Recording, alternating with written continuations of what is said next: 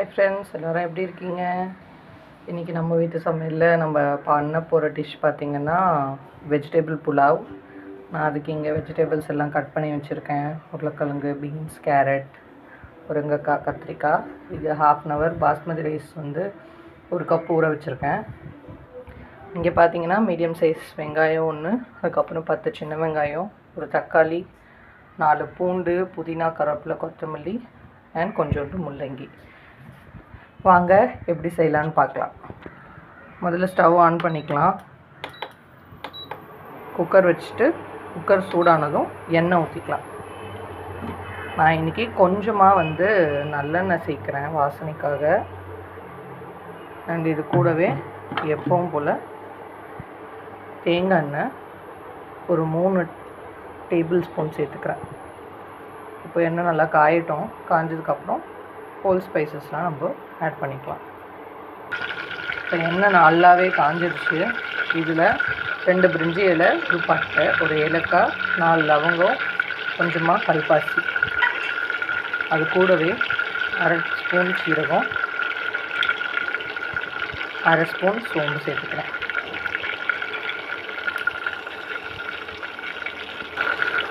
இது நல்லா கொஞ்சம் பொரியட்டும். இப்போது மீடியம் சைஸ் வெங்காயம் அப்புறம் சின்ன வெங்காயமும் சேர்த்துருக்கேன். அதை நம்ம ஆட் பண்ணிக்கலாம்.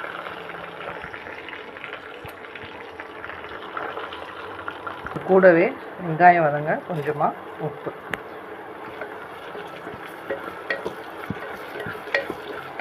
நல்லா மிக்ஸ் பண்ணிக்கலாம். வெங்காயம் நல்லா வதங்கட்டும். நல்லா கோல்டன் ப்ரௌனாக ஆகிற வரைக்கும் வதங்கணும் வெங்காயம்.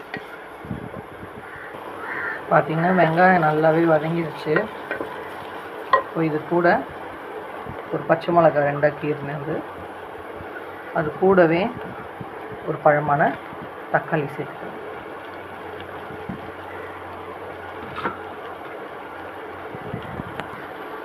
நல்லா கலந்து வச்சுக்கலாம். தக்காளி குழைய வேகட்டும்.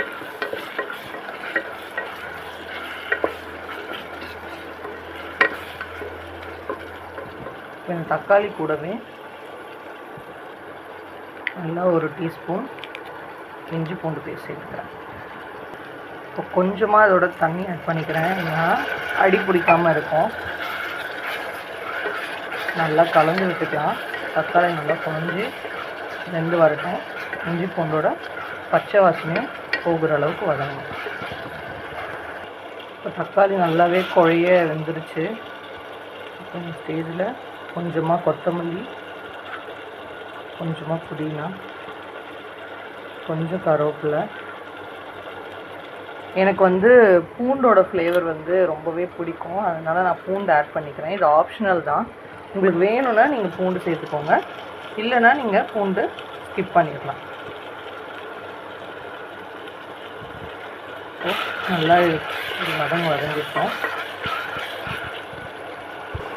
நல்லாவே ஒரு வதங்கிருச்சு. இது கூட நான் இப்போது காய்கறிலாம் ஆட் பண்ணிக்கிறேன். ஃபஸ்ட்டு ஒரு முள்ளங்கி,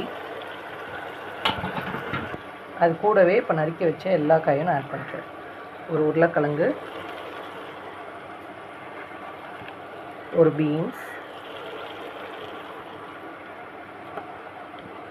பாதி முருங்கைக்காய், ஒரு மீடியம் சைஸ் கேரட் அண்ட் ஒரு கத்திரிக்காய். கத்திரிக்காய் வந்து எப்போவுமே தண்ணியில் போட்டுருங்க நறுக்கணுன்னே, இல்லைன்னா வந்து கருத்து போயிடும். பாருங்கள், பார்க்கவே ரொம்ப கலர்ஃபுல்லாக இருக்குல்ல. காய் எல்லாத்தையும் ஒரு கலரி விட்டுருங்க. நல்லாவே ஒரு கலரியாச்சு. இதில் நீங்கள் உங்களுக்கு பிடிச்ச எந்த காய்கறி வேணால் சேர்த்துக்கலாம். கேப்சிகம், காலிஃப்ளவர், அதுக்கப்புறமேட்டு ப்ராக்கோலி, பட்டாணி, என்கிட்ட என்ன காய் இருக்கோ நான் அதை எல்லாமே ஆட் பண்ணியிருக்கேன். உங்களுக்கு என்ன மாதிரி காய்கறி பிடிக்குமோ அந்த காய்கறியை வந்து நீங்கள் ஆட் பண்ணிக்கலாம். ரொம்பவே ஈஸி அண்ட் சிம்பிள். 1 pot ரைஸ்க்கு இது பெஸ்ட் ஆப்ஷன். கிட்ஸோட லஞ்ச் பாக்ஸுமே ரொம்ப நல்லா இருக்கும்.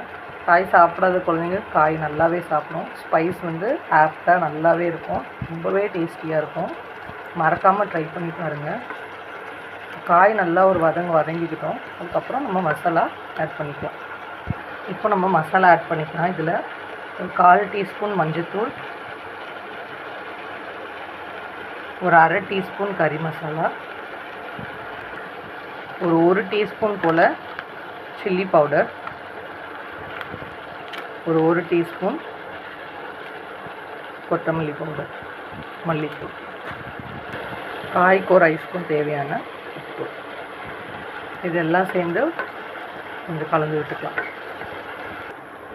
இது கூடவே கழுவி வச்ச 1 கப்பு பாஸ்மதி ரைஸ் ஆட் பண்ணிக்கிறேன். இது நல்லா ஒரு கலரி விட்டுக்கலாம். நல்லாவே கலந்து விட்டாச்சு.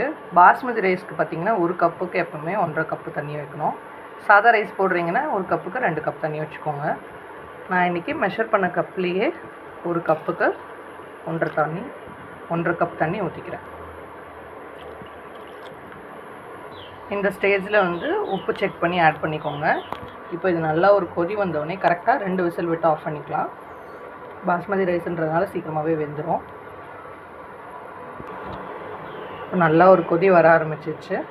இப்போ நம்ம மூடி போட்டு மூடிடலாம்.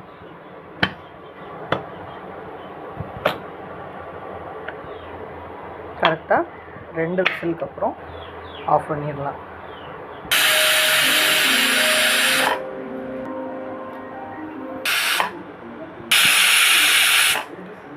ரெண்டு விசில் வந்துடுச்சுங்க. இப்போ நம்ம ஸ்டவ் ஆஃப் பண்ணிக்கலாம். ப்ரெஷர் ரிலீஸ் ஆனதும் எப்படி வந்திருக்குன்னு காட்டுறேன். நல்லாவே ப்ரெஷர் ரிலீஸ் ஆகிடுச்சு. நம்ம விசில் எடுத்துகிட்டு ஓப்பன் பண்ணி பார்க்கலாம் நம்மளோட ரைஸ் எப்படி வந்திருக்குன்னு. பார்த்தீங்களா?